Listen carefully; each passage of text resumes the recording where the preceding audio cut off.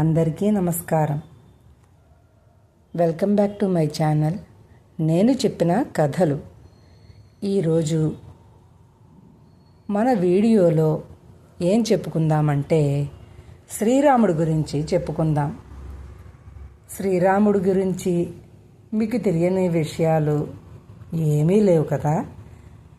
అన్ని విషయాలు తెలుసు అని అనుకుంటాం కదా.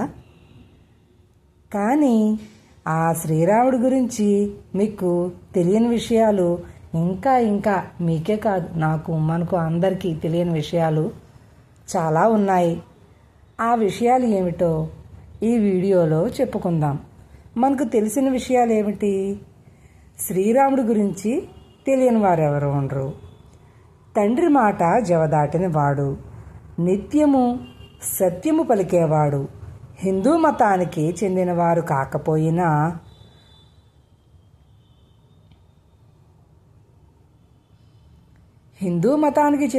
కాకపోయినా కూడా వారికి కూడా శ్రీరామచంద్రుడి గురించి తెలిసే ఉంటుంది కదా. భక్తులు అమితమైన భక్తి శ్రద్ధలతో శ్రీరాముణ్ణి కొలుస్తారు. చైత్రమాసం శుక్లపక్ష నవమి తిథిలో శ్రీరామనవమి ప్రతి సంవత్సరం వేడుకగా జరుపుకుంటారు. దేశంలోని వివిధ ప్రాంతాలలో వివిధ ఆచారాలను పూజలను పాటిస్తూ శ్రీరామచంద్రుడి పేరును జపిస్తూ ఈ పండుగను జరుపుకుంటారు. అలాగే శ్రీరామచంద్రుడు కేవలం ఆధ్యాత్మిక లేదా చారిత్రక మూర్తి మాత్రమే కాదు. శ్రీరామచంద్రుడు మంచితనానికి, దయకి, నమ్మకానికి చిహ్నం లాంటివాడు. అందుకనే శ్రీరాముడిని పురుషోత్తముడని పేర్కొంటారు. పురుషులలో మంచి లక్షణాలు కలిగిన ఉత్తమమైన వాడని అర్థం అన్నమాట. శ్రీరామచంద్రుని జీవితం మొత్తం ఈ ప్రపంచానికి ఒక టెక్స్ట్ బుక్ లాంటిది కదా. ప్రపంచం శ్రీరాముడిని ఆదర్శంగా తీసుకోవాలి.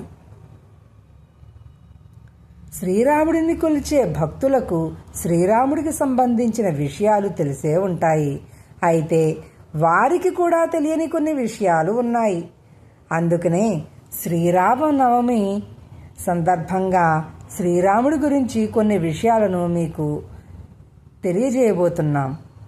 ఇవన్నీ మిమ్మల్ని ఆశ్చర్యానికి గురి చేయవచ్చు. వీటిని విని ఆనందించండి. మరి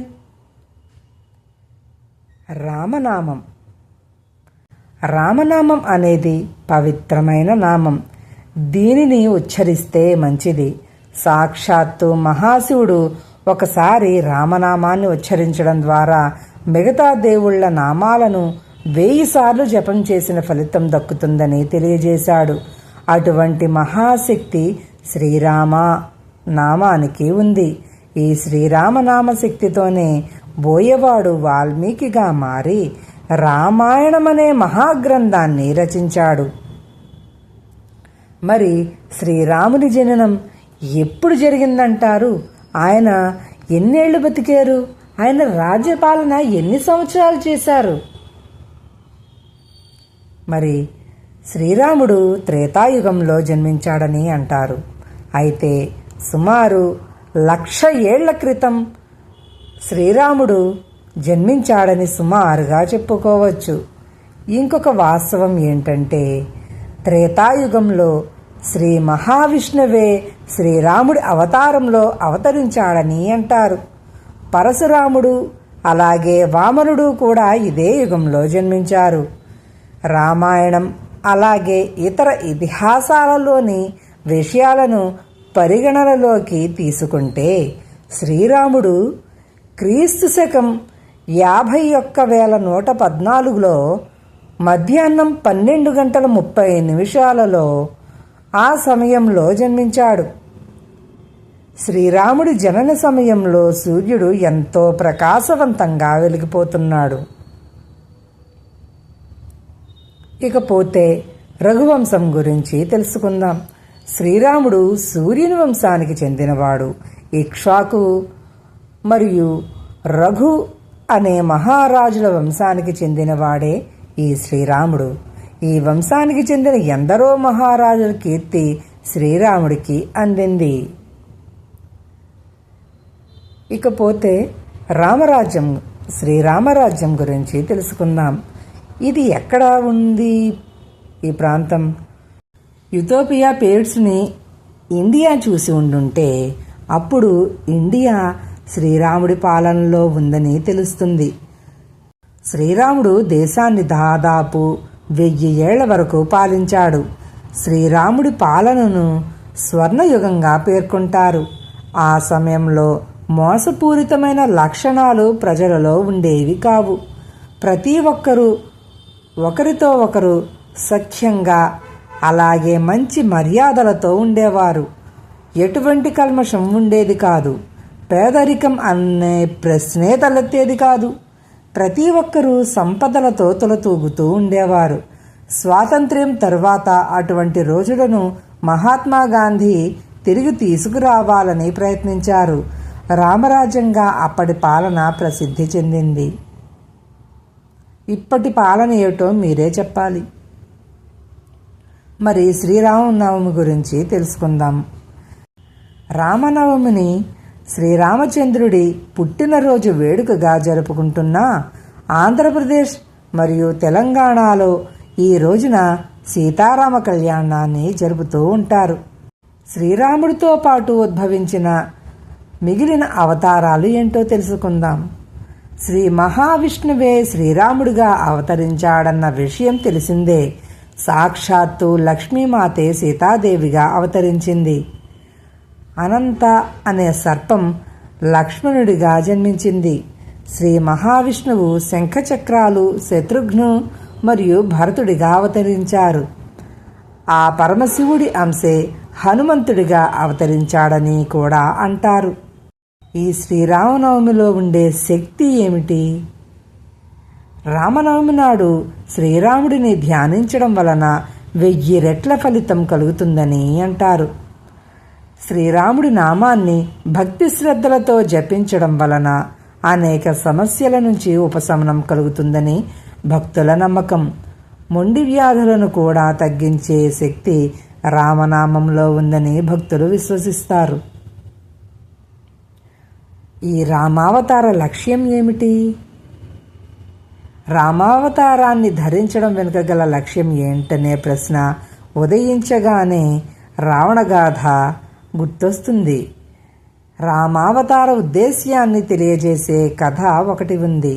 అదేమిటంటే, సత్యయుగం లేదా త్రేతాయుగానికి ముందు యుగం అనేది మహానుభావులలో నిండి ఉన్నది. ఆ యుగానికి చెందిన వారిలో ఎక్కువ మంది మోక్షాన్ని పొందారు.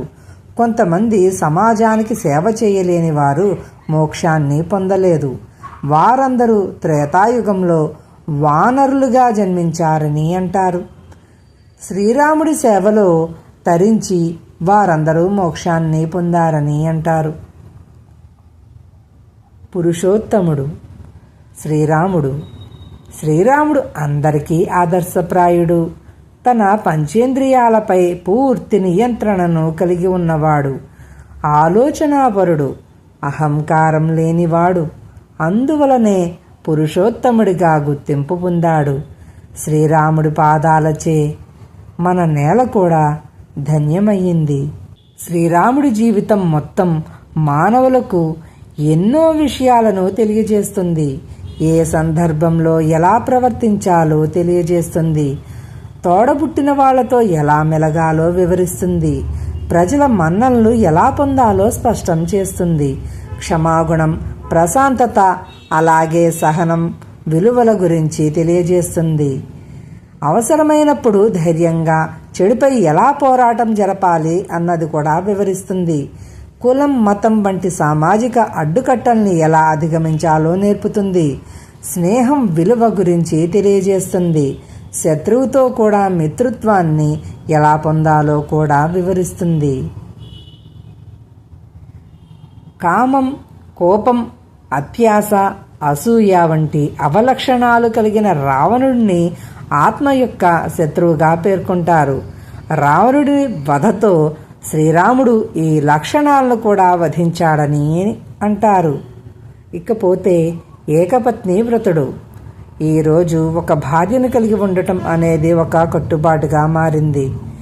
శ్రీరాముడి కాలంలో రాజులకి ఎందరో భార్యలు కలిగి ఉండేవారు. అటువంటి సమయంలో కూడా శ్రీరాముడు ఏకపత్ని వ్రతుడిగా పేరొందాడు. దాదాపు 1000 ఏళ్ల పాటు రాజ్యాన్ని పరిపాలించిన రాముడు సీతాదేవిని తప్ప మరొక మహిళను వివాహమాడలేదు. ఆ విధంగా ఏకపత్ని వ్రతుడిగా పేరొందాడు. శ్రీరామనవమికి చెందిన ఒక శాస్త్రీయ కోణం ఇప్పుడు తెలుసుకుందాం. ఎండాకాలం ప్రారంభ సమయంలో రామనవమి జరుగుతుంది. నీళ్ల కొరత, అధికమైన వేడి వంటి సమస్యలు ఈ సమయంలో ఇబ్బందులకు గురిచేస్తాయి. ఈ సమయంలో రామనామాన్ని జపిస్తూ వేడుకలో పాల్గొనడం వలన ప్రజలు మానసికంగా ప్రశాంతతకు గురవుతారు. ఈ రోజున ఉపవాసం ఉంటారు. రాబోయే రోజుల్లో కరోను తట్టుకునేందుకు ఈ ఆచారం ఉపయోగకరంగా ఉంటుంది. అలాగే ఉపవాసం వలన రోగనిరోధక శక్తి కూడా పెరుగుతుంది. తద్వారా వ్యాధులు కూడా రావు.